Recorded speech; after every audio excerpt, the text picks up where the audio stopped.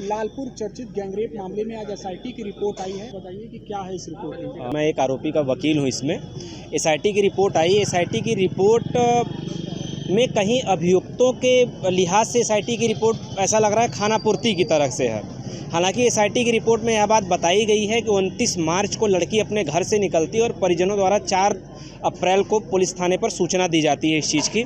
तो पहले तो 6 दिन लेट डिले सूचना दी गई है और दूसरा इसमें इस रिपोर्ट में यह बताया गया है कि लड़की स्वतंत्र रूप से भिन्न भिन्न व्यक्तियों के साथ आती जाती दिखाई दे रही है, जिसमें वो अपनी सहेली के साथ जूडियो मॉल में और घाट के आसपास भी घूमते हुए नजर आती है।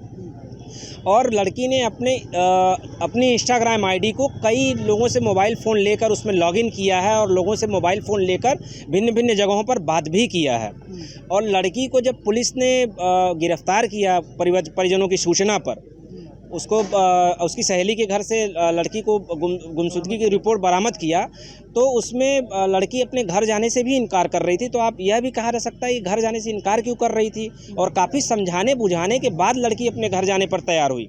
इसका मतलब 29 मार्च को स्पष्ट है कि लड़की अपने स्वेच्छा से घर पर निकली थी, लोगों के द्वारा मोबाइल फ़ोन लेकर अपना इंस्टाग्राम लॉगिन कर रही थी और कॉल से बात कर रही थी। तो यह स्पष्ट है कि लड़की अपने घर पर नहीं सूचना दी और ना ही पुलिस थाने में कहीं सूचना दी, और लड़की भिन्न भिन्न जगहों पर घूम भी रही थी। और इस रिपोर्ट में यह बात है कि स्वतंत्र रूप से घूम रही थी। इसका मतलब है कि लड़की जबरदस्ती किसी ने लड़की को नहीं पकड़ा था। ठीक है। इसके बाद इस एसआईटी रिपोर्ट के बाद इस मामले की जो दिशा है या चार्जशीट है उस पर क्या प्रभाव पड़ेगा? देखिए, एसआईटी रिपोर्ट में यह बात एक भी उल्लेख की गई है कि पीड़िता के बयान को प्राथमिकता दी जानी चाहिए, चूँकि सुप्रीम कोर्ट हाई कोर्ट के निर्णय पूर्व में यही दिए गए हैं कि जो पीड़िता का बयान है उसी के आधार पर आरोप जो होते हैं वो डिसाइड होते हैं। तो पीड़िता के बयान को प्राथमिकता दी गई है इसमें, इसलिए रेप की पुष्टि के बारे में कोई वो नहीं है। लड़की की मेडिकल रिपोर्ट, लड़की ने प्रारंभ में इनकार कर दिया था मेडिकल जांच कराने से, बाद में परिजनों को डॉक्टरों द्वारा समझाया बुझाया गया, तब वो मेडिकल रिपोर्ट के लिए मेडिकल की जांच के लिए तैयार हुई।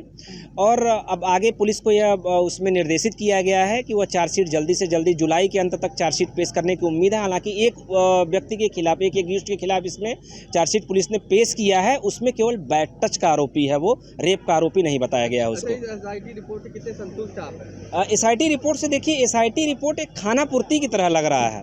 अगर एसआईटी रिपोर्ट में आप पूरी चीज़ों का उल्लेख करते हो, उन अभियुक्तों के बारे में भी आप बताते कि अभियुक्त उनको कहाँ मिले, सारी घटनाक्रम की जानकारी आप एसआईटी रिपोर्ट में देते, क्योंकि ये मुख्य रूप से स्पेशली इसी चीज़ के लिए एसआईटी का गठन हुआ था।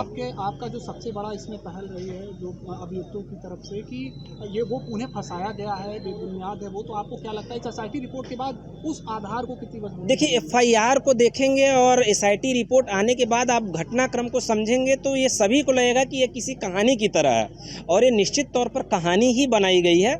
इसमें साफ जब उल्लेख है कि लड़की स्वतंत्र रूप से आ जा रही थी, तो रेप नहीं कहा जा सकता फिर इसको।